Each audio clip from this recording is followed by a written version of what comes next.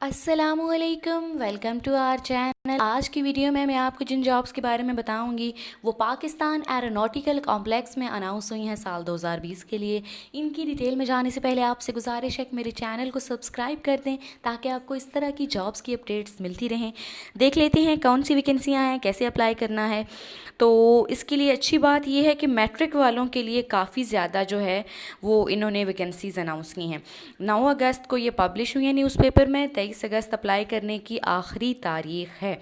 मज़ीद इन्होंने ये, जब आप पहले देखेंगे तो उन्होंने कुछ डिटेल बताई है कि कोटा हमने मेंशन किया है, उसके अलावा 5 ईयर एज रिलैक्सेशन दी जाएगी। और उसके बाद देख लेते हैं कि कौन कौन सी आसामियां हैं और आपने कैसे अप्लाई करना है। सबसे पहले है वर्क मैनेजर। पे स्केल है इसका 18। अगर आपके पास मास्टर डिग्री है या आपने ग्रेजुएशन किया हुआ है इंजीनियरिंग में, एरोस्पेस में या फिर मैकेनिकल में तो आप अप्लाई कर सकते हैं। अगली है मेडिकल ऑफिसर का पे स्केल होगा 18। अगर आपने एमबीबीएस किया हुआ है तो आप अप्लाई कर सकते हैं। लेडी डॉक्टर का जो पे स्केल है वो 17। इसके लिए अगर आपने एमबीबीएस किया हुआ है और 1 साल की आपने हाउस जॉब की हुई है तो आप अप्लाई कर सकते हैं। असिस्टेंट डायरेक्टर कॉस्ट अकाउंट्स पे स्केल 17। अगर आपने मास्टर्स किया है कॉमर्स में या बिजनेस एडमिनिस्ट्रेशन में तो आप अप्लाई कर सकते हैं। इसके अलावा अगर आपने इकनॉमिक्स में किया है या फिर आपने सीए किया है तब भी आप अप्लाई कर सकते हैं। मज़ीद इन्होंने जो अगली वैकेंसी के बारे में बताया है वो है असिस्टेंट वर्क मैनेजर।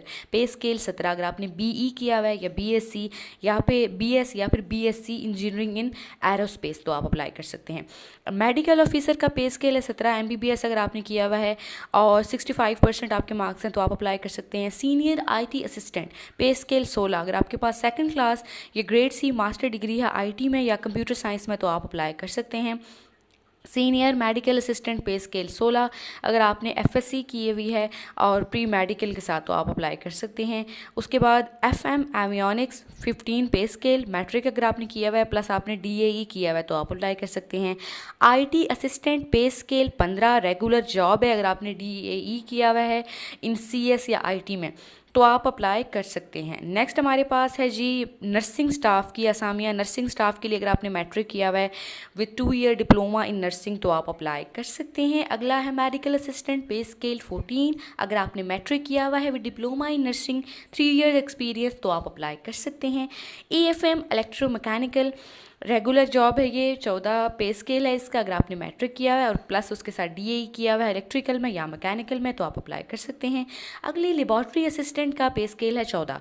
अगर आपने बीएससी फिजिक्स प्लस केमिस्ट्री में की हुई है तो आप अप्लाई कर सकते हैं। नेक्स्ट हमारे पास रेडियो फिटर। इसके लिए अगर आपने मैट्रिक किया हुआ है उसके साथ डीएई किया हुआ है तो आप अप्लाई कर सकते हैं। नेक्स्ट है हमारे पास एएफएम रेडार फिटर। इसके लिए भी मैट्रिक और डीएई मांग रहे हैं। एएफएम एयर फ्रेम फिटर के लिए भी मैट्रिक और डीएई मांग रहे हैं। एएफएम इंजन फिटर के लिए भी मैट्रिक प्लस डीएई और एएफएम इलेक्ट्रिक फिटर के लिए भी मैट्रिक प्लस डीएई।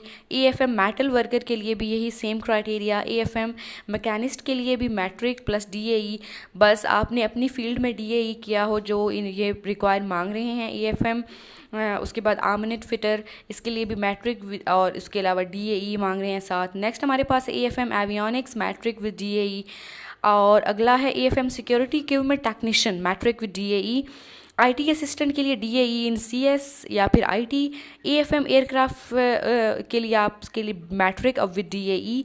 नेक्स्ट हमारे पास है स्टीनोटाइपिस्ट। स्टीनोटाइपिस्ट के लिए अगर आपने इंटर किया हुआ है और शॉर्ट हैंड टाइपिंग स्पीड आपकी अच्छी है तो आप अप्लाई कर सकते हैं।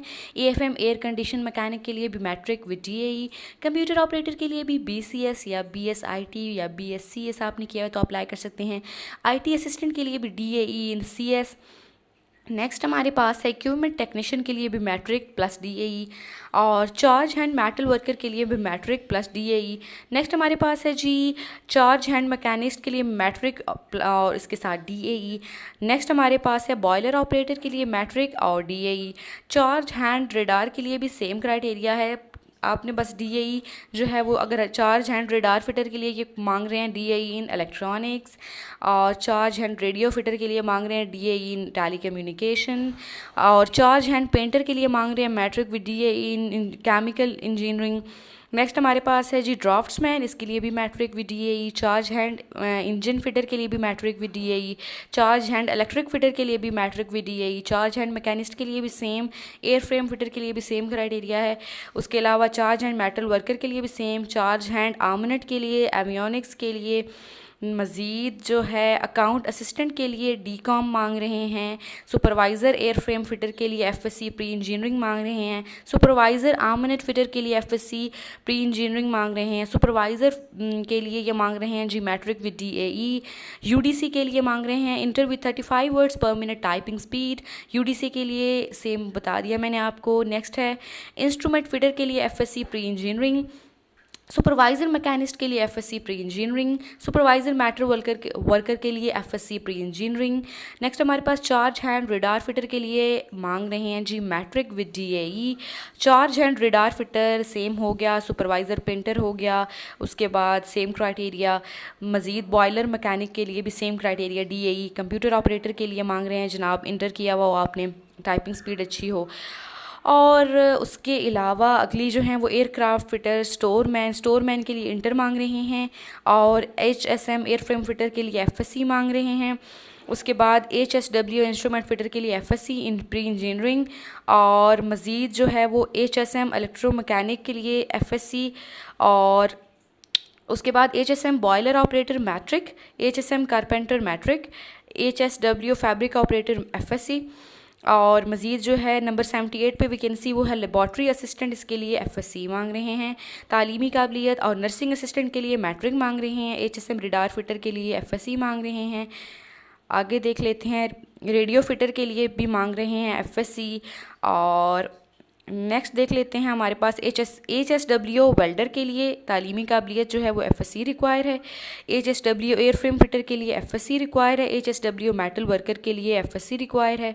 और टेलीफोन ऑपरेटर के लिए इंटर रिक्वायर है। नेक्स्ट स्टोर कीपर के लिए इंटर रिक्वायर है। और एलडीसी के लिए एफएससी। जूनियर सिक्योरिटी सुपरवाइज़र के लिए matric. Junior security supervisor matric with science. और मज़ीद ये काफ़ी सारी आसामियाँ हैं जिनका क्राइटेरिया ज़्यादा से ज़्यादा जो यही है, आप देख सकते हैं सारी आसामियों का आपको स्क्रीन पे नज़र आ रहा होगा कि मैट्रिक विद डीएई। और कुछ आसामियां हैं जिनके लिए तालीमी काबिलियत एफएससी या फिर डीएई रिक्वायर नहीं है, सिर्फ मैट्रिक रिक्वायर है। तो आप इन सारी आसामियों को डिटेल से देख लें। सिर्फ एक आसामी कुक और आया के लिए जो तालीमी काबिलियत वो मिडल चाहिए, बाकी सब के लिए मैट्रिक प्लस डीएई या फिर एफएससी। और अगर आपका क्राइटेरिया जो है मैच होता है किसी आसामी के साथ, तो आप इन ज़बरदस्त किस्म की आसामियों के लिए अप्लाई कर दें।